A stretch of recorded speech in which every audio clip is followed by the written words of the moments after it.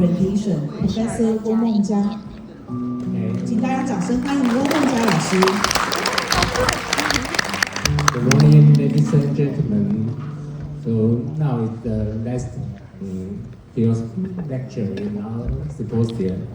So it's my pleasure to introduce our distinguished keynote speaker, also my good friend, Hideaki Yasuhara, Professor Hideaki Yasuhara. So Professor Yasuhara currently holds the position of professor at Kyoto University in Japan, and his academic journey is quite impressive. He earned his PhD degree in energy and environmental engineering from Pennsylvania State University in the United States in 2005. Following this, he begins his career as an assistant professor at Ehime University in Japan.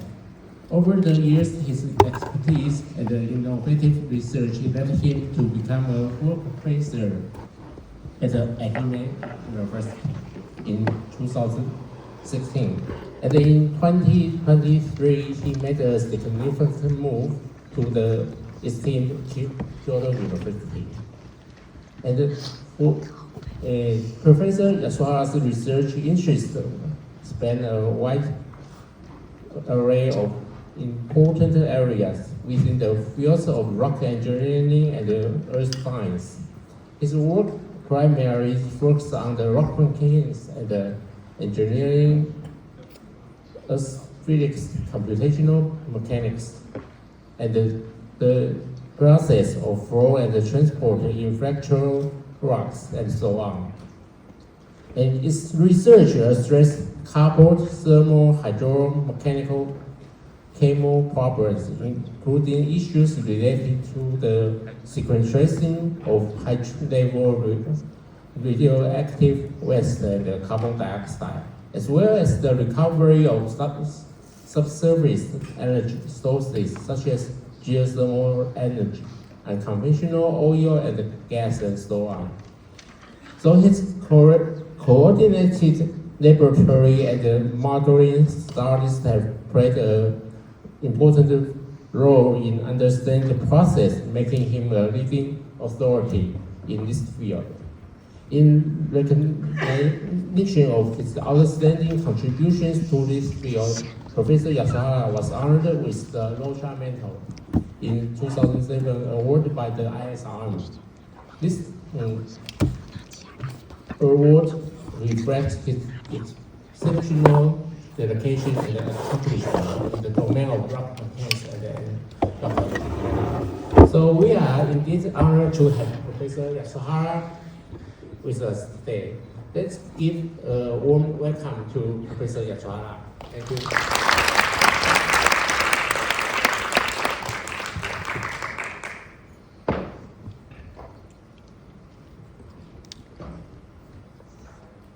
So Professor Wong, thank you for the kind introduction for me.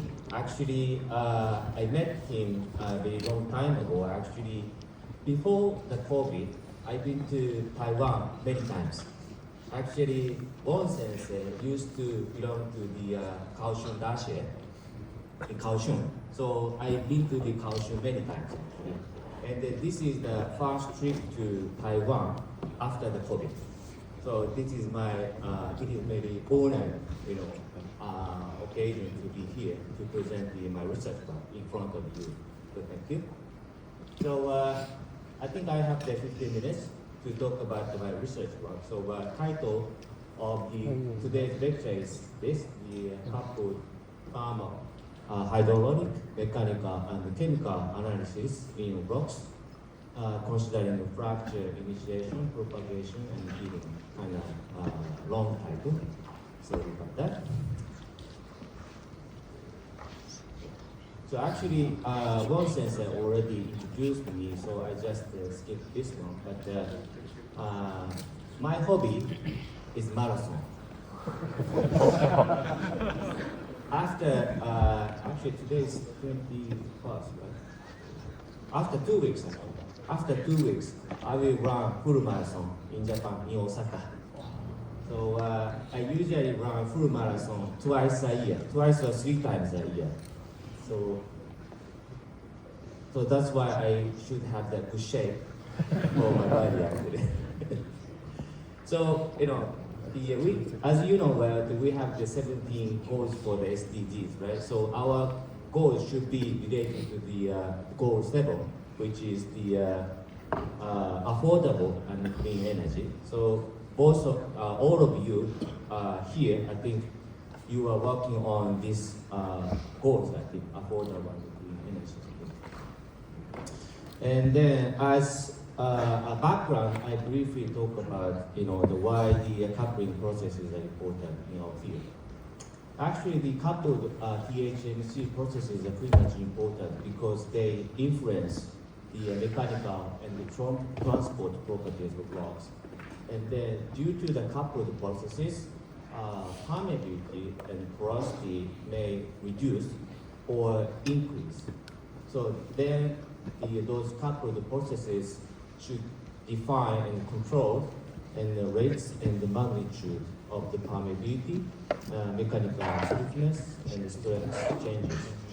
So when we think about the the engineering issues such as the underground radioactive waste repository, geothermal and petroleum reservoirs, and issues on the CO2 geosequestration or recovery of the methane hydrate from the sea, we must deal with the THMC coupling processes.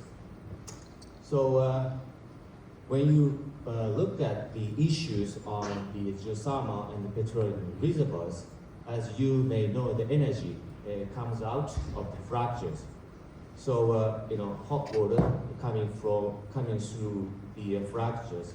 So we have to know the workability and the durability are controlled by the fracture. So we have to focus on the fractures. And actually, in case of the geothermal, the reservoirs, the systems, temperature is pretty much high, and also the applied pressure is also high. So in that case, geochemistry should be very, very active. So we have to deal with the geochemical effect. So that geochemical effect has to be controlled by the applied stress and also applied temperature. So that's why we have to deal with the coupling processes. So, for example, in case of the high-level radioactive waste repository things, so the issue on the high-level radioactive waste repository is very important, actually. In Japan, we have law, actually. We have to throw away the high-level nuclear waste into pretty much deep underground. So much deeper than 300 meter. So that's the rule, law in Japan. So in that case, applied pressure is very high, and also temperature is also high because the energy comes out from the waste. So in that case, again, the geochemical effect should be very, very significant, then influence the hydraulic and mechanical properties on rocks. So especially geochemical effect such as the mineral dissolution and precipitation has to be addressed. We have to deal with that to examine the long-term evolution of the hydraulic and the mechanical properties of rocks. Okay? So in Japan, we have the two governmental institutions dealing with the nuclear waste repository things. And one is the Nuclear Waste Management Organization of Japan, we call NUMO. So that is engaged in the mission of the implementing geological disposal of the radioactive waste. So that is the one institution. And there is another institution, governmental institution, which is the Japan Atomic Energy Agency, we call JAEA. So JAEA has been carrying out a wide range of the geoscientific research in order to build a firm scientific and technological basis for the geological disposal. So by leading to these institutions, we have been working on the radioactive waste repository things. But thing is, the radioactive thing is very, very big issue in Japan. Very, how can I say, the original people has something allergy against the nuclear waste things. So that's very difficult to conduct the, this issue actually. But anyway, we have to work on that. And also I have been working with the, especially working with the JAEA, and they try to make the nuclear waste repository in Japan. So hopefully, before I die, they complete repository in Japan. And then actually, JAEA used to have the two underground research laboratories in Japan. And one is located in the middle of Japan. And they had been working for the granite. But unfortunately, they closed it 3 years ago.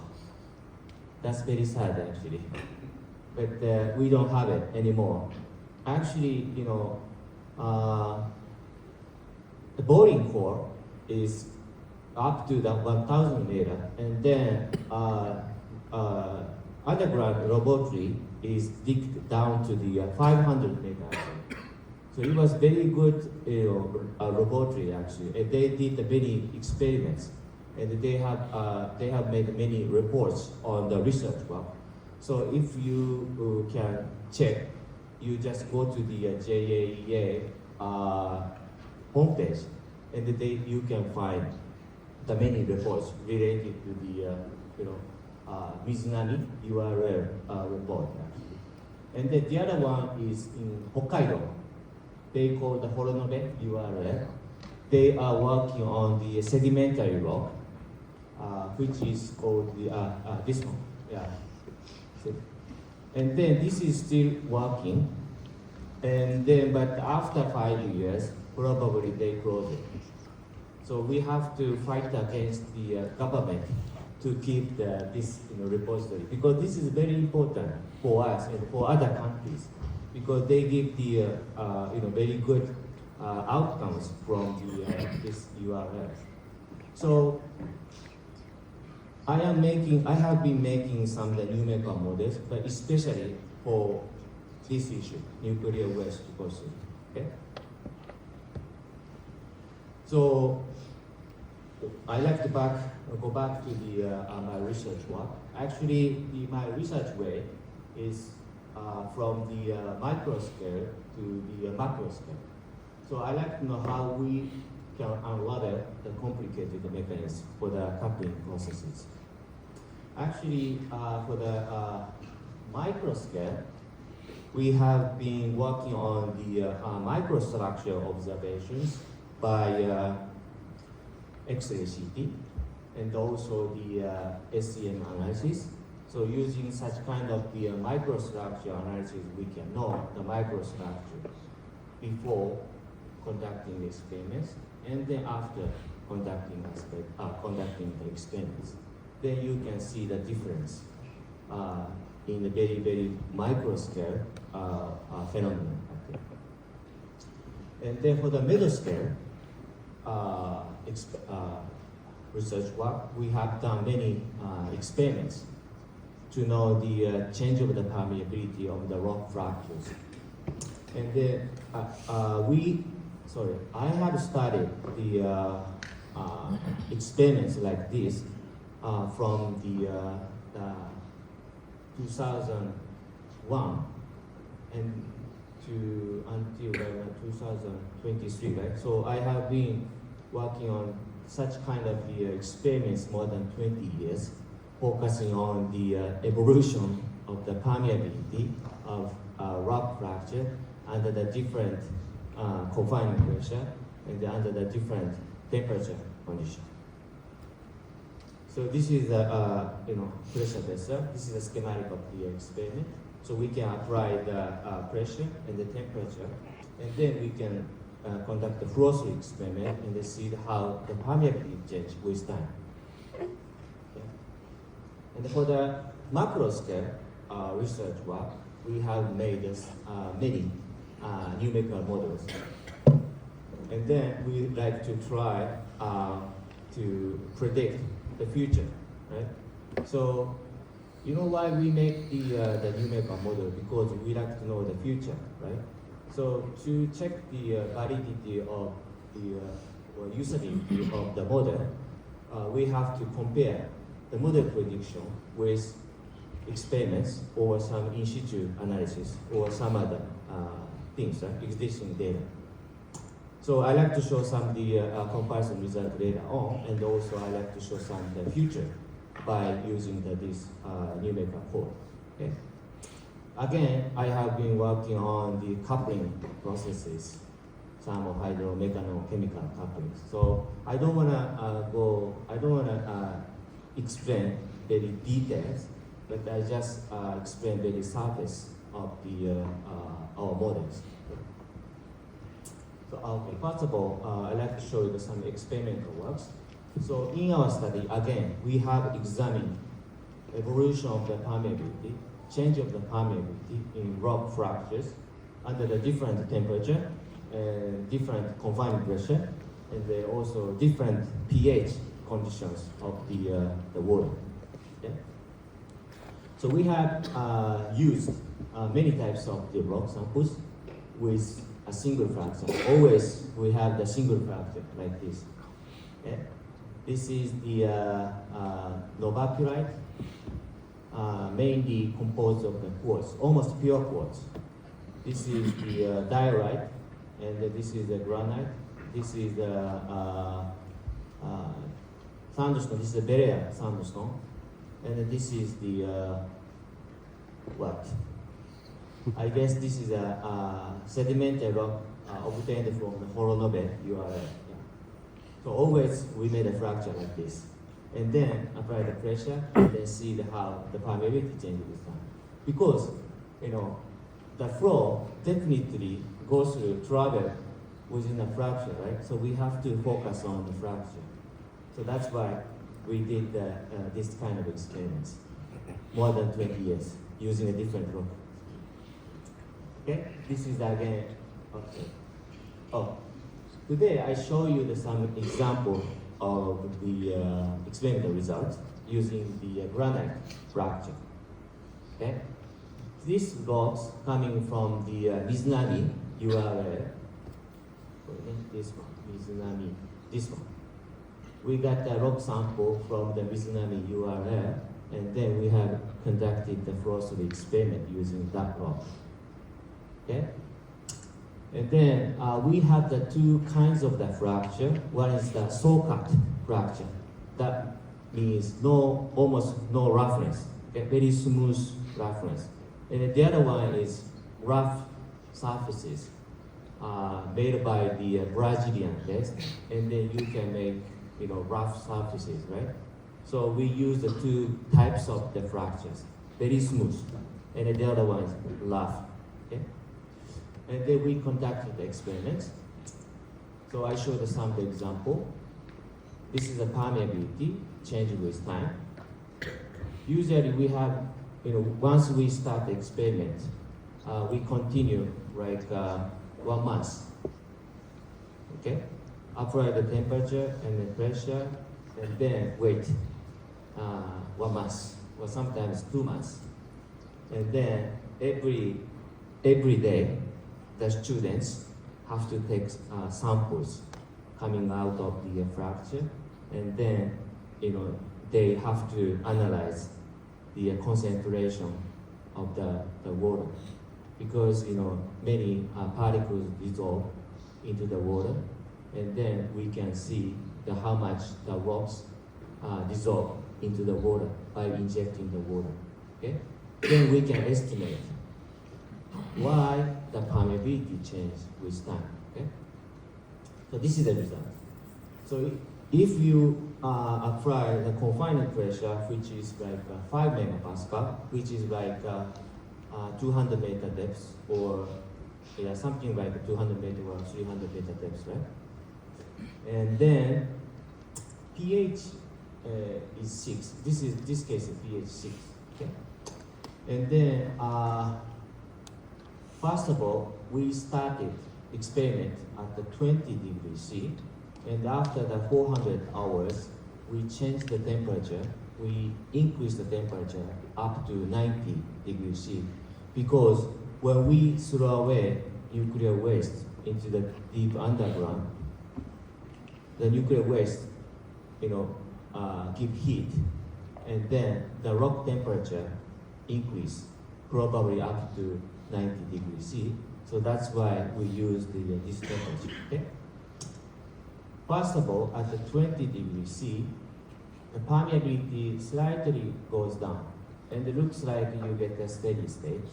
And then, as you see, the E2 black one is the tensional fracture, which means the rough surfaces, and the E3 is the same condition, but we did the same experiments using the different sample to see the reproducibility of the experiment. And also,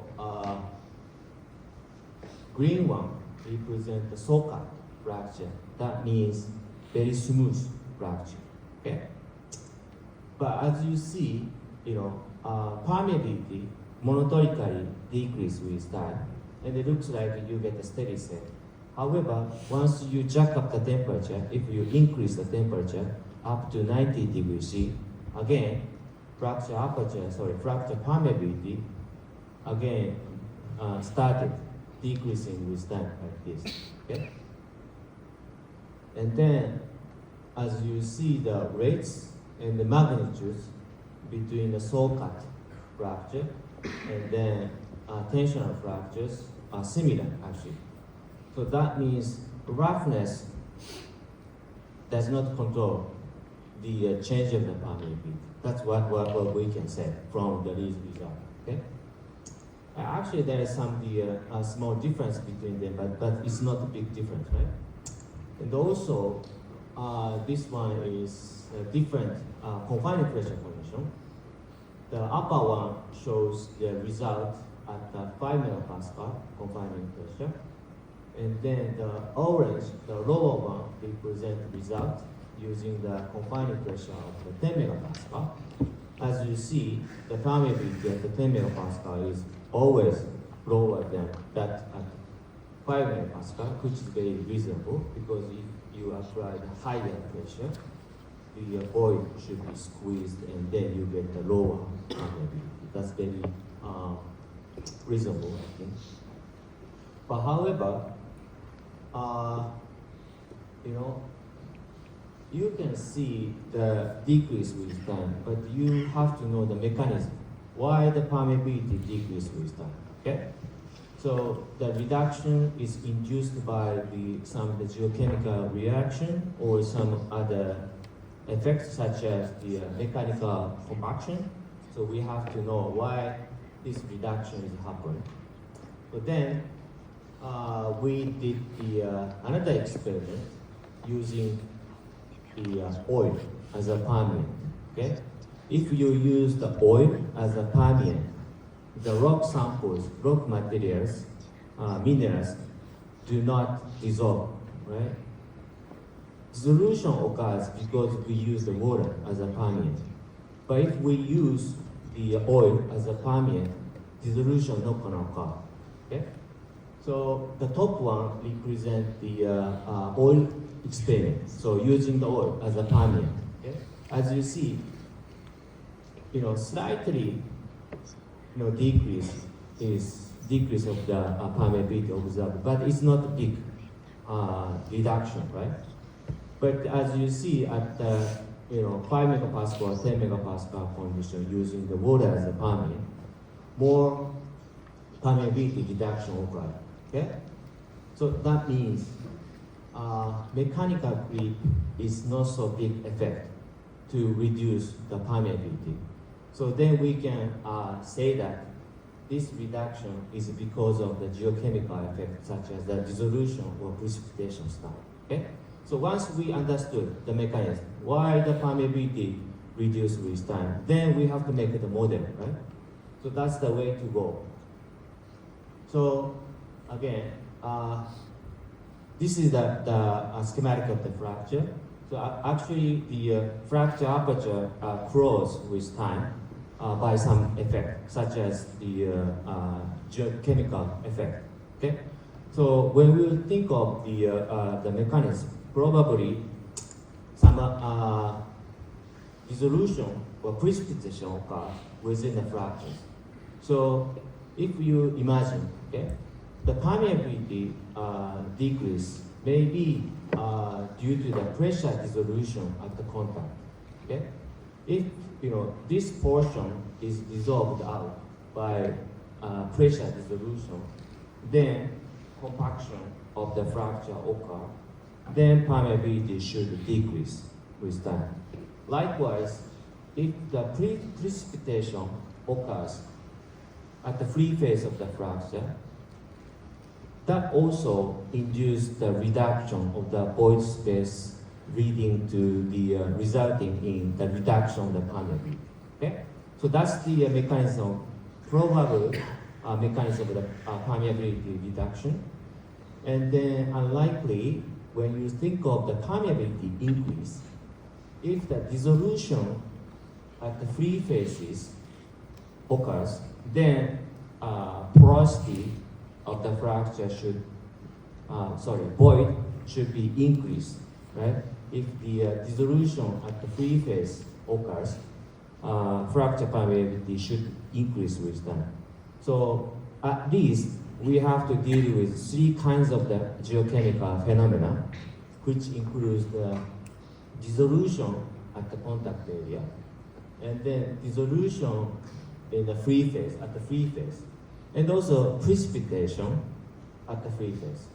So combining those three processes, then we can estimate how the permeability changes with time. Okay? So this is the mechanism that we consider in our model. So I'd like to explain our modeling and numerical works. So as I mentioned, at the contact area, some dissolution may occur due to the high stress concentration. Okay? And this dissolved matter should be diffused out from the interface at the contact area to the free pore spaces. And then probably precipitation may occur at the free faces, or probably dissolution occurs at the free faces. Okay? So we have modeled this phenomenon. So I don't want to explain very detailed, but again, I model interfacial dissolution, means the dissolution at the contact area, and the interfacial diffusion, that means the dissolved matter will diffuse out from the interface to the pore space, and the free phase dissolution and the precipitation is considered in our model. Okay? And then by combining these processes, again, we can calculate how the permeability changes. Okay? And then once we made a model, we have to check the model is good or not. Okay? Definitely we tried to check, our model is okay or not. So this is the comparison result. These red circles represent the experimental result. Okay? The fracture aperture and then time. The fracture aperture is calculated from the permeability actually. Okay? So this is almost same one. So fracture aperture, if the fracture aperture is going down, means the permeability also going down. So this is the relation between the fracture aperture and the permeability. Okay? And then as you see, when we changed the some parameter, some controlling parameter from the 0.03 to 0.05 to whatever. Once we use some specific parameter, we can replicate experimental result. So this is not perfectly good enough, I know, but I can say relatively well replicate the experimental result. I think this is enough for us, actually. Geochemical effect is very, very complicated, actually. So I don't want to put the whole phenomena into our model. So we have to find what is the main factors to control the permeability change.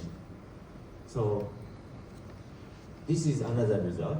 So as you see, that okay result, right? We can replicate experimental result with some precision. And then also, our model can calculate the change of the concentration of the minerals. Actually, in the granite, there are several minerals included. One is main mineral is quartz, right? And then some feldspars are included in the quartz, and also some of the clay minerals also included. So we can put those minerals into our model, and then we can calculate how much fast the mineral dissolution occurs, and also some secondary mineral precipitation occurs. So we can also consider the precipitation of the minerals. Okay? And this is the concentration. So as I mentioned, students every day they have to take the water samples coming out of the fracture, and they do the ICP analysis, and then they can know how much the materials dissolved into the solution. And then this is the experimental result, SIAL, whatever. And then right hand side, model prediction. So when we increase the temperature from the 25 to 90, some of the jumps observed here, right here. Okay? Or some jump right here. As you see, this is not too good, but relatively okay. Okay? Some of the magnitude is close actually. Okay? So then we can say we did a kind of good match with the experimental results. Okay? So once we made the model by validating, comparing with the experimental result, then what we can do is we're going to predict the future. Okay? That's our task. So then what we did is our main task is to check the rock integrity of the rocks, right? Even we throw away the nuclear waste into the deep underground, we can say well, this is safe enough. We have to say that. To do that, we have to show some numerical result, the future to the ordinary people. Okay. So this is the numerical approach. Okay. We like to check the long-term change of the permeability. Okay? So this is a schematic. This is a schematic of the nuclear waste repository, and then we make the model by making the numerical mesh like this. And this is a tunnel here. This is many caverns actually here, many tunnels here. And then we put the nuclear waste here. Okay? And this is the processes considered in our model. Okay? Heat transfer, the water flow, and then mechanical behavior, only the elastic behavior. And then chemical effect. And also we put the damage model to simulate the initiation, the propagation of the fractures. Okay? And then I don't want to explain. So, Darcian law, heat transfer, and then stress equation, typical the Fuchs law, and then reactive solid transport equations. So this is also very typical equation. And then for the reaction of the minerals, as I mentioned, we put the three kinds of the geochemical reactions, which are dissolution at the contact area, and dissolution at the free face, and the precipitation at the free face. So we made some models to simulate that kind of geochemical phenomenon. And then we can calculate the change of the permeability within the rocks. Okay? And also we incorporated, we addressed the damage theory. We borrow some theory from the Professor Wei in China. And then their model is very simple and very easy for us to use it actually. This is the very simple actually. They just use the tensile failure and shear failure, which is the same as the Moore-Coulomb criteria. And then using that, they define the damage evolution. Okay? So once you get some damage, you can reduce the Young's modulus and also the tensile strength and also shear strength. Okay? So very simple one.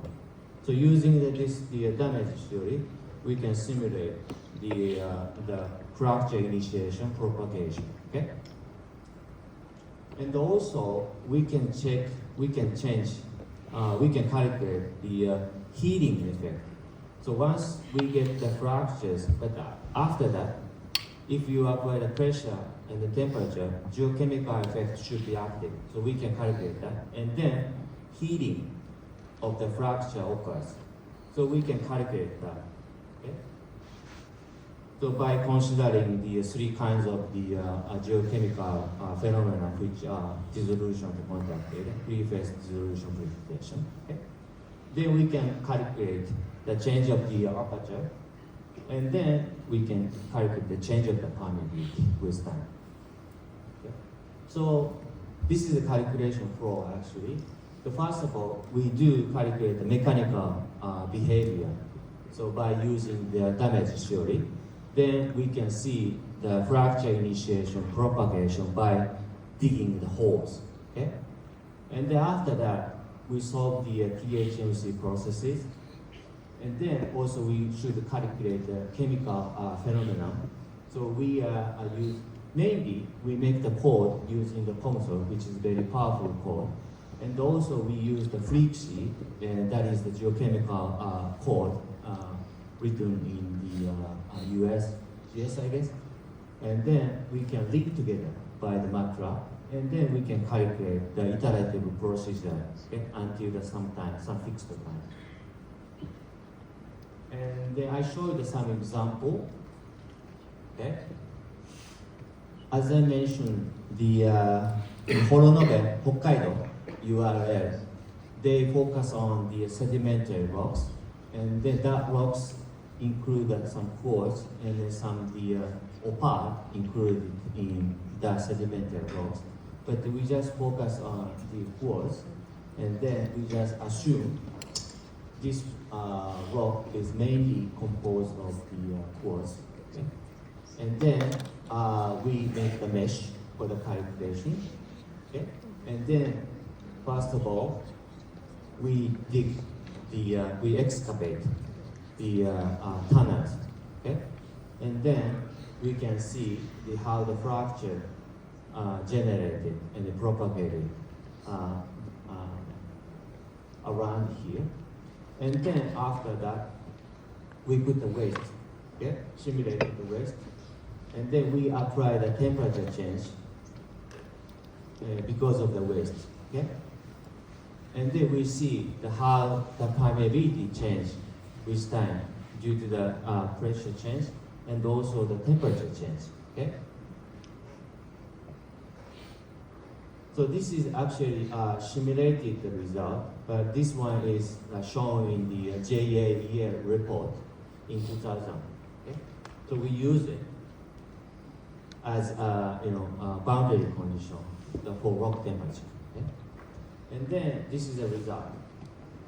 So first of all, we dig out the excavate the rock. That means eliminate the element, okay? then we can see the fracture initiation and the propagation. Actually, sigma 1 is the horizontal direction.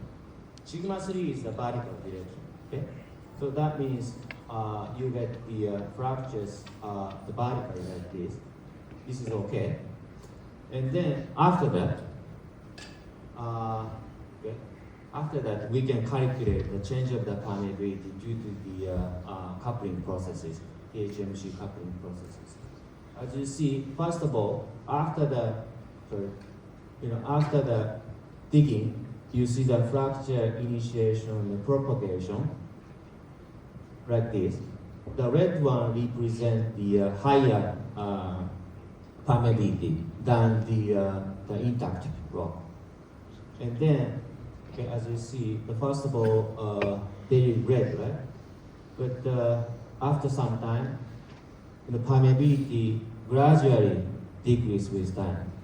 That's because of the geochemical effect that we consider in our model. That means even if we got some fractures because of the digging, but after some time, if you wait 10 years or 100 years after putting the waste, you can get, lower permeability in the rock. That means safer, right? Much more safer than before. So I think that's a good thing actually, right? So this is the kind of result for us.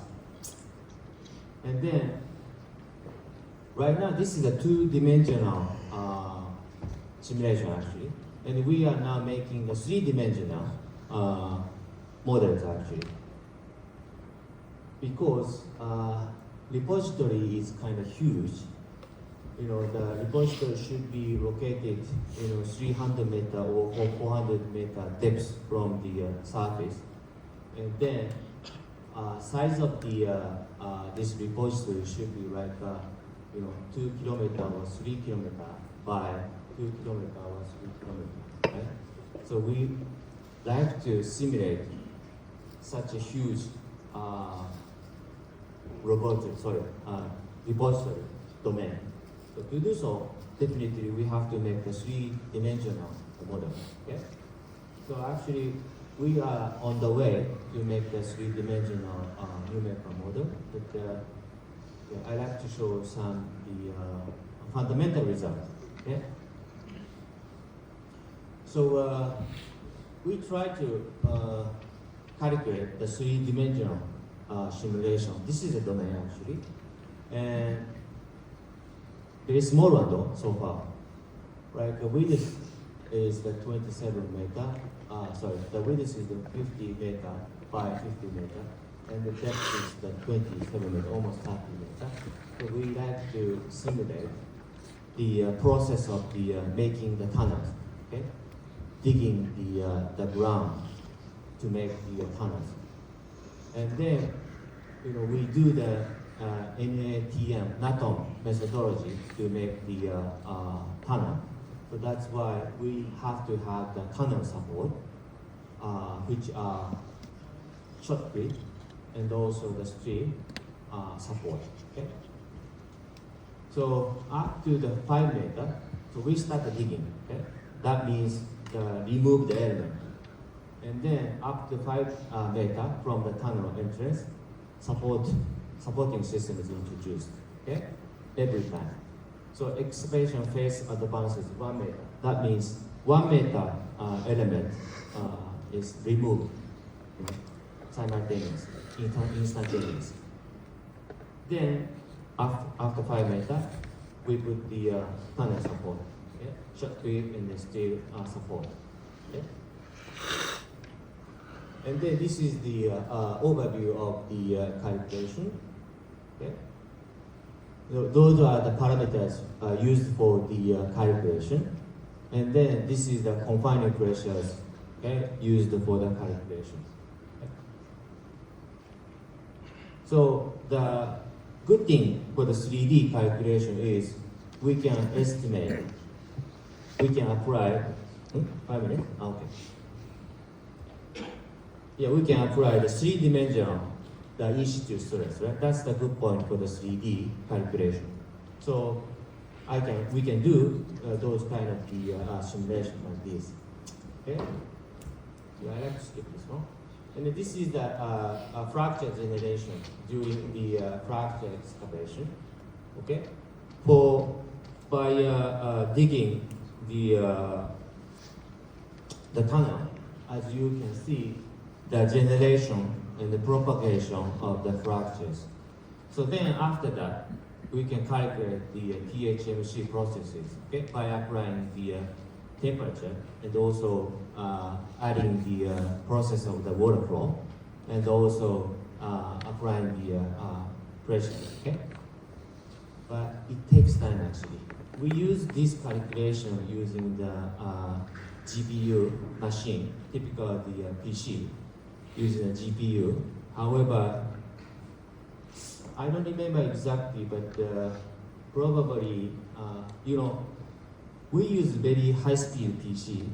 However, it takes, several days actually, only for, 30-meter excavation. Okay? So if we do calculate 2 kilometer by 2 kilometer and then 300 meter, it takes forever actually.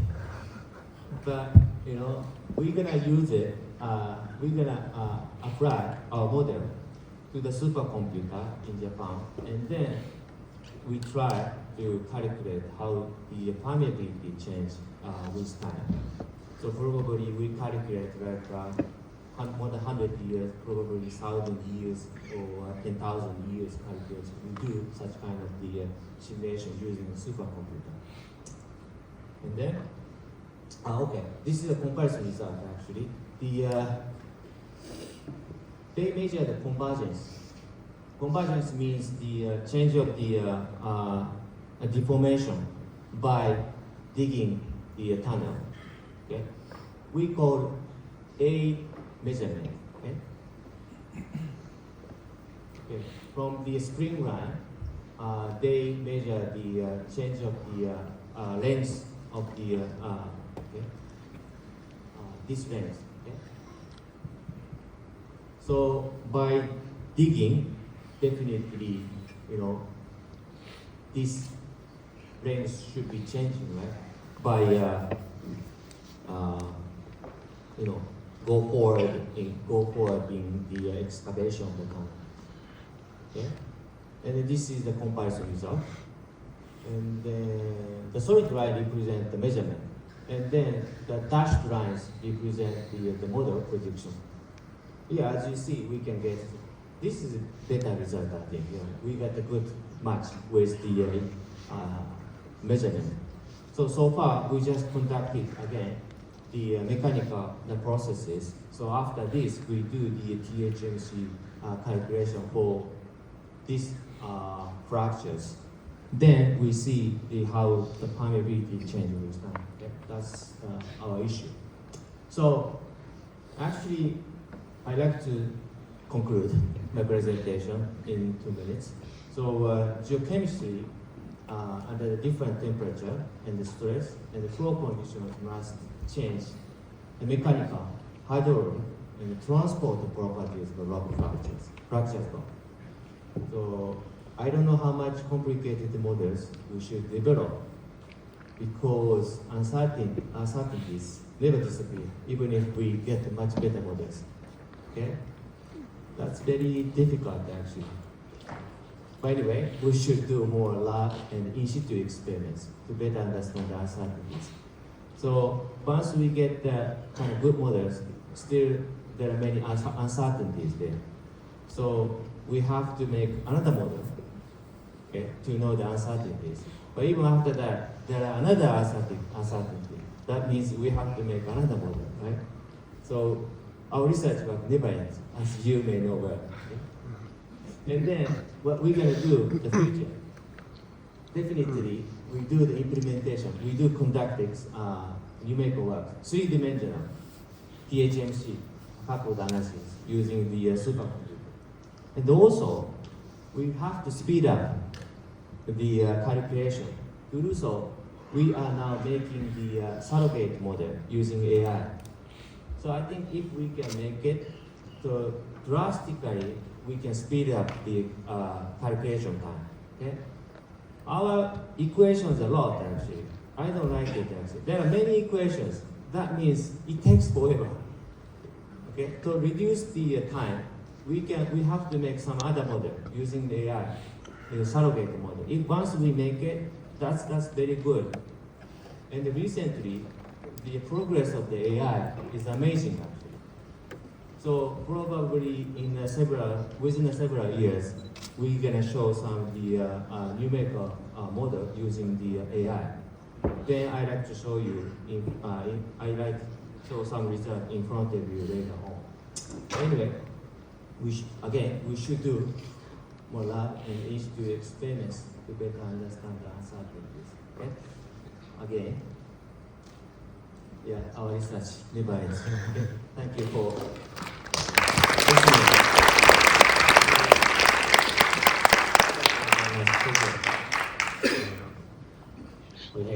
Thank you for sharing your cutting-edge analysis. And I think the geochemical conditions are always complicated. It is difficult to simulate. Okay, so any questions? How about existing fracture nearby the tunnel wall? Thank you, Sensei. Yeah. Once we can, measure the existing fracture, definitely we can put the existing fracture in our model. That's possible. But we need, some test analysis to know the existing fracture. Thank you for sharing your very impressive work for the attempt trying to solve so complicated system. You mentioned there were two underground research labs. One has been closed 5 years ago, or 2 years ago. Another one could be closed after 5 years. It seems to me the result from URL will be very valuable for the verification and validation of your numerical models. And what is the reason for the closing of the URL? Is that because of budget? Because of budget, that's the main issue. And also there's contract actually. And then, if the government decided to extend the contract, they can do that. But they didn't do that actually. The government says, okay, we got enough data, so we don't need to extend the contract. We didn't think so, but the government decided. Because they don't want to use the money for that. In Japan, the nuclear thing is a very, very naive, very, difficult issue.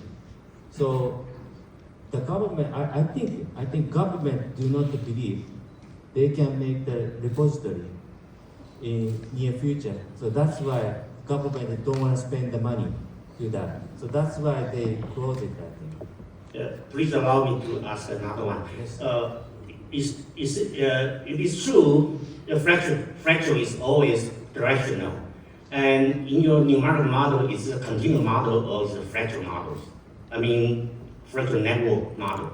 Yeah, our model is a continuum model, but also we are making the different discrete model too. So probably we may use the either one or both one.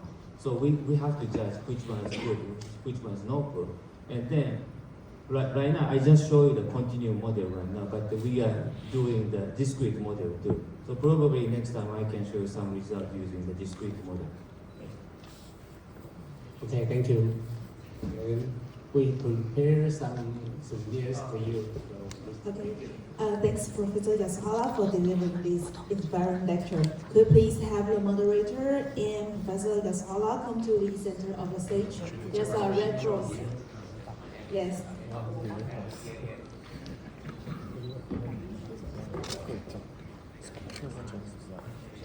请大家再次掌声感谢Professor